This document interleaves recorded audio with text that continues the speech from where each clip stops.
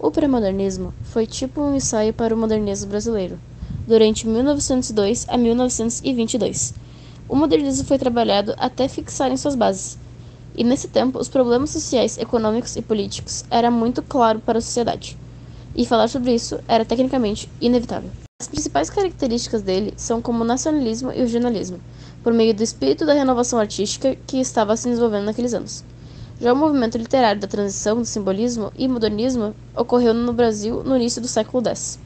As principais características desse movimento têm a ruptura do academicismo com o passado e com a linguagem parnasiana, o uso da linguagem coloquial, a exposição da realidade social brasileira, regionalismo e nacionalismo, marginalidade dos personagens, por exemplo, o sertanejo, o caipira, o mulato, e as temáticas envolvendo fatos históricos, políticos, econômicos e sociais.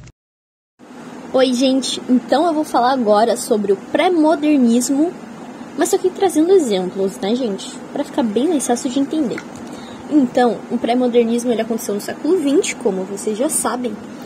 E o que acontece? A gente vai falar do pré-modernismo no Brasil. O que acontece? O Brasil, a gente estava com uma grande influência europeia, né?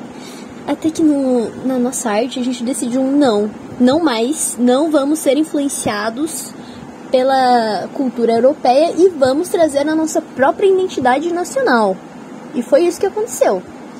Então, basicamente, o resumo da arte no pré-modernismo foi uma busca pela identidade nacional. Mas agora eu vou falar um pouco mais de como eram feitas as pinturas e o que a literatura retratava. Então, nas pinturas, a gente trazia muito a questão da realidade brasileira, né, do cotidiano, das regiões do Brasil. E a gente sempre tentava retratar uma abordagem mais descritiva e menos idealizada. Então, a gente trazia tudo o que está acontecendo, coisas ruins, coisas boas, tudo era retratado na arte. Já na literatura, né, a gente se destacou por causa que a literatura ela tinha uma preocupação com a realidade brasileira e também buscava por uma valorização de linguagem popular. Ou seja, o pré-modernismo, a gente estava tentando ser independente, tentando ter as nossas próprias coisas e valorizar o nosso próprio lugar. Então, esse foi o exemplo de artes. Esse foi o exemplo de como eram as artes no século XX, né, no pré-modernismo. E agora vamos saber mais sobre o modernismo. Opa!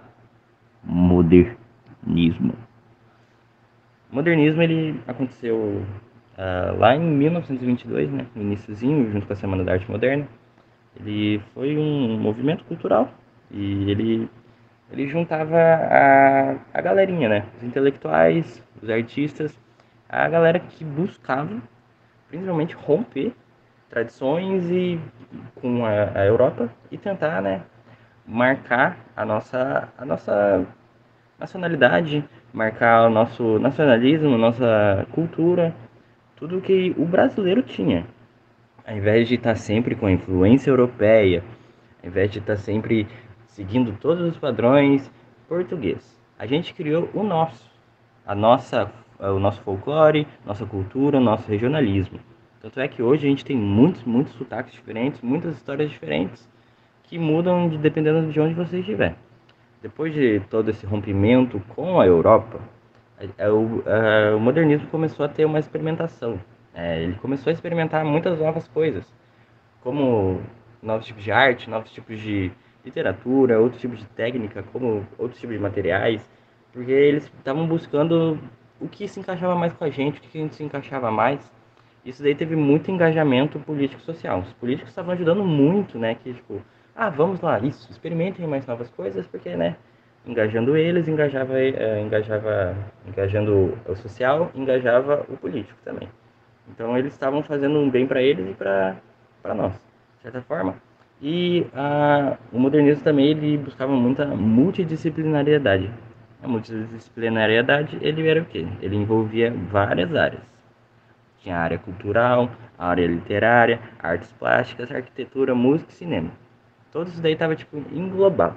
Isso daí a gente vai começar a comentar um pouco mais agora, né?